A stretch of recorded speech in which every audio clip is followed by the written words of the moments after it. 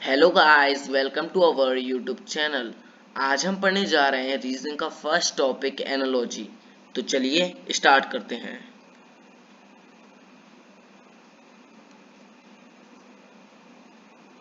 आज हम पढ़ेंगे word analogy. Word analogy means similarities and having similar feature in question based on word analogy. A particular relation between words is given, another similar relationship has to be identified from the alternative provided. Word analogy. Word analogy जैसे आपको दो words दिए जाएंगे, जैसे हम मान लेते हैं बॉय इज रिलेटेड टू, इन टू डॉट्स का मतलब क्या होता है, is related to girl. So find इन फोर डॉट्स का मतलब क्या होता है, find man related to dash. जो बॉय है वो किससे रिलेटेड है, गर्ल से। तो हमें बताना है कि मैन किससे रिलेटेड होगा। पहले हमें बॉय और गर्ल के बीच में रिलेशन बताना होगा और उसी रिलेशन को यूज करके हमें मैन किससे रिलेटेड होगा उसका आंसर निकालना होगा। तो हम देखते हैं बॉय जो है वो क्या है, एक मेल कैटेगरी में आता है, और जो गर्ल है वो फीमेल कैटेगरी में आती है। सो मैन जो है वो कौन सी कैटेगरी में आता है, मेल में। तो जो आंसर आएगा वो कौन सा आएगा, फीमेल कैटेगरी का आएगा। तो जो बॉय रिलेटेड है गर्ल से, तो मैन किससे रिलेटेड होगा, ऑब्वियसली वुमेन से रिलेटेड होगा, और वुमेन एक फीमेल भी है। सो इसका आंसर क्या आ गया, वुमेन। इसी तरह के क्वेश्चंस आएंगे आपके वर्ड एनालॉजी में। तो चलिए कुछ क्वेश्चंस देखते हैं। Blue is to sky as green is to. इस टू का मतलब क्या है, इस टू का मतलब दो डॉट्स, मतलब कि रिलेटेड। ब्लू जो है रिलेटेड है स्काई से, एज का मतलब क्या है, फोर डॉट्स मतलब फाइंड। जो ब्लू है वो किससे रिलेटेड है, स्काई से। So find green is related to, green किससे रिलेटेड होगी, ब्लू जो है स्काई से रिलेटेड है, तो हमें ग्रीन का बताना है। तो हम इन दोनों के बीच में रिलेशन देखेंगे, ब्लू और स्काई के बीच में। तो जो स्काई होता है वो ब्लू कलर का होता है। तो हमें अब इन ऑप्शंस में देखना है कि ग्रीन कलर का जो होगा वो ही आंसर हो जाएगा। ट्री, ट्री तो ग्रीन कलर का होता है, लेकिन वो लीव्स होती हैं और नीचे जो स्टेम होता है वो ब्राउन कलर का होता है। ग्रास, हाँ ग्रास ग्रीन कलर की होती है। पेपर, पेपर वाइट कलर का होता है। वाटर, वाटर ब्लू कलर का होता है। तो ग्रास जो है वो ग्रीन कलर की होती है। तो हमारा आंसर क्या हो जाएगा, ग्रास। इसी तरह के क्वेश्चंस आएंगे, आपको दो वर्ड्स के बीच में रिलेशन निकालना होगा, उसी रिलेशन को यूज करके आपको आगे का आंसर निकालना होगा। तो हम आगे वाला क्वेश्चन देखते हैं। Class is to students, class जो है रिलेटेड है स्टूडेंट से, as find hospital is to, hospital किससे रिलेटेड होगा, जो क्लास है वो स्टूडेंट से रिलेटेड है, क्लास स्टूडेंट से रिलेटेड है, तो हॉस्पिटल किससे रिलेटेड होगा। तो हम ऑप्शंस में देखते हैं, teachers, nurse, lawyer, patents. Teachers तो होगा नहीं क्योंकि वो स्कूल में रहती हैं, नर्स हो सकता है, लॉयर होगा नहीं क्योंकि वो कोर्ट में रहता है, और जो पेटेंट्स है वो भी होगा। तो हम देखें कि क्लास में इन्होंने टीचर्स तो कहा नहीं है जो बच्चों को पढ़ा रहे हैं, इन्होंने कहा है स्टूडेंट्स, मतलब कि जो पढ़ रहे हैं उनके बारे में। तो इसका आंसर पेटेंट्स हो जाएगा, क्योंकि जो नर्स हैं वो तो हमें ट्रीट करती हैं और हम वो उनका ट्रीट की सुविधा लेते हैं। तो इसका आंसर क्या हो जाएगा, पेटेंट्स। आगे बढ़ते हैं। Kitten is to cat, kitten जो है किससे रिलेटेड है, कैट से। So find puppy is to, kitten जो है कैट से रिलेटेड है, तो हमें फाइंड करना है पप्पी किससे रिलेटेड होगा। तो हम देखें कि कैट का जो बच्चा होता है वो कौन होता है, किटन होता है। पप्पी किसका बच्चा होता है, डॉग का बच्चा होता है। लॉयन का बच्चा तो कब होता है, तो डॉग का ही बच्चा पप्पी होता है ना। तो फिर यही आंसर हो गया, यहाँ पर क्या आएगा, डॉग आएगा। Giggle, giggle is to laugh, जो गिगल है वो रिलेटेड है लाफ से। So find sniffle is to related which.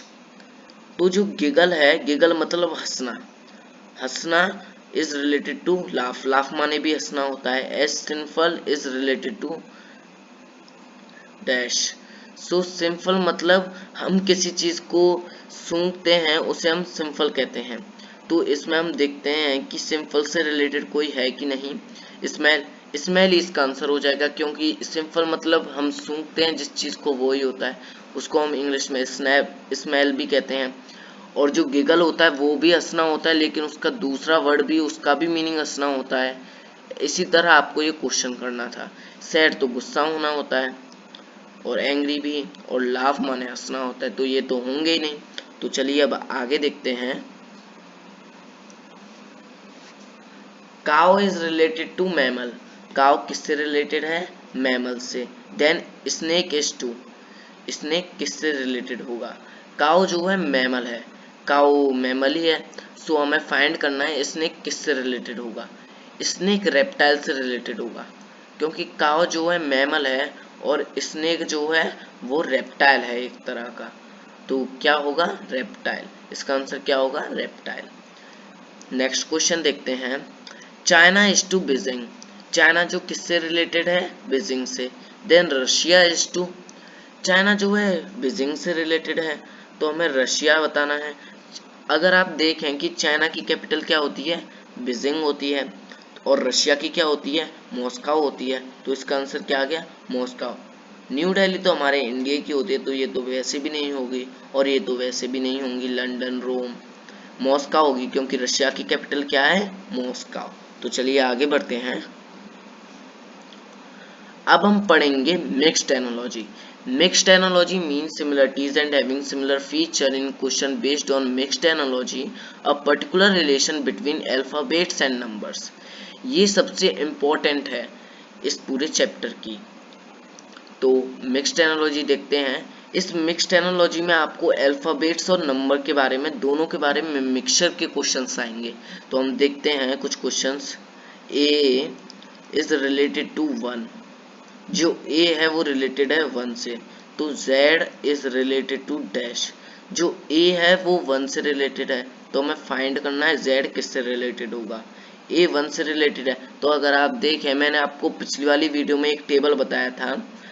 a कौन से नंबर पे आता है? 1 नंबर पे आता है। b कौन से नंबर पे आता है? 2 नंबर पर। ऐसे करके a जो है 1 नंबर पर आता है, और z कौन से नंबर पर आता है? 26 नंबर पर। तो आपका आंसर आ गया। इस तरह के क्वेश्चंस आएंगे मिक्स्ड एनालॉजी में, पर इसमें जहां तक के सारे हार्ड क्वेश्चंस आते हैं, जो इनके बीच में जो लॉजिक लगता है वो बहुत ही हार्ड होता है, तो वो आपको समझना पड़ेगा, बहुत ज़्यादा प्रैक्टिस करनी होगी, उससे आप क्वेश्चन सॉल्व कर पाएंगे। तो चलिए कुछ क्वेश्चंस देखते हैं। Questions. LXM is related to WX13. So find UXW is related to dash। जो LXM है वो किससे रिलेटेड है? 12x13। सो हमें फाइंड करना है UXW का। तो हम देखें तो L कौन से नंबर पर आता है? 12 नंबर पर आता है, और X का इन्होंने सेम कर दिया है, X ही लिख दिया है, और M कौन से नंबर पर आता है? 30 नंबर पर आता है। तो हमें देखना है कि U कौन से नंबर पर आता है। U आता है 21 नंबर पर। कौन से? 21 नंबर पर। आपका आंसर आ गया, क्योंकि यहाँ पर बस एक ही 21 से दे रखा है, तो आपका आंसर सीधा सीधा आ गया। और अगर आप आगे चेक करेंगे तो आपका टाइम वेस्ट होगा, इसलिए आप डायरेक्ट इस पर ही टिक कर दिया, आपके आंसर सही जाएगा। क्योंकि W भी किस पर आता है? 23 पर ही आता है, और X जो है वो तो सेम का सेम हमें लिख देना ही है। तो 21x23 इज द आंसर। आगे वाला क्वेश्चन देखते हैं। RIG किससे रिलेटेड है? OFD। So find MET is related to dash. जो RIG है वो किससे रिलेटेड है? OFD से। तो हम देखते हैं कि R कौन से नंबर पर आता है। R आता है हमारा 80 नंबर पर, 80 नंबर पर आता है। तो हम अगर इसमें से 3 माइनस करेंगे तो क्या आ जाएगा? 15 आ जाएगा, और 15 पर क्या आता है? O आता है। तो इसी लॉजिक को हम लगा के देखते हैं मीट में। तो देखते हैं m कौन से नंबर पर आता है, 13 नंबर पर आता है, और 13 में से 3 माइनस कर दिए तो हमने कितना पाया, 10 पाया, ओनली फॉर 10। सो 10 पर क्या आता है, j आता है। तो अब आपको ऑप्शंस में देखना है कि जे है कि नहीं, और अगर जे जैसे और भी हैं तो आपको आगे और सॉल्व करना पड़ेगा। तो इसमें जे तो एक ही है, तो ये आपका करेक्ट आंसर हो गया। अगर यहाँ पर आपको जे के दिए जाते सारे तो आप आगे वाले देखते, तब आता आपका आंसर। अगर आपका पहला वर्ड ही आ गया और जो ऑप्शंस में सिर्फ एक ही बार है तो आपको वही आंसर हो जाएगा। इससे हमारा टाइम भी बच जाएगा और क्वेश्चन सही भी हो जाएगा। तो चलिए कुछ आगे बढ़ते हैं। Metaphor, METAPHOR, METAPHOR is related to EMATHPRO.